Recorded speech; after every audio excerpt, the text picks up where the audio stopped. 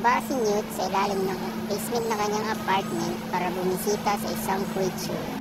Sinabihan niya si Miss Bounty na umuwi na sa kanilang bahay. Sabi ni Miss Bounty, tutulong daw siya para mapaamo ang creature.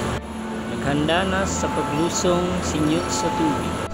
Sinabihan siya ni Miss Bounty na magbabad ng shirt para hindi ito mabasa. Pero sabi ni Newt, okay lang. Tumalon na sa tubig si Newt. Hinanap ni Newt ang creature sa tubig at lumangoy ito. At sabay na pinapanood ni Miss Bounty na lumalangoy si Newt sa creature. Nag-aalala si Miss Bounty kay Newt. Sumakay si Newt sa likod ng creature at biglang tumaas ang tubig. Pusa ng tubig si Miss Bounty. Nakasakay na si Newt sa likod ng creature at bigla itong pumunta sa ibabaw na bahagi ng tubig at tumalon. Masaya itong nakipaglaro kay Kelpie at nakontrol na niya ang creature.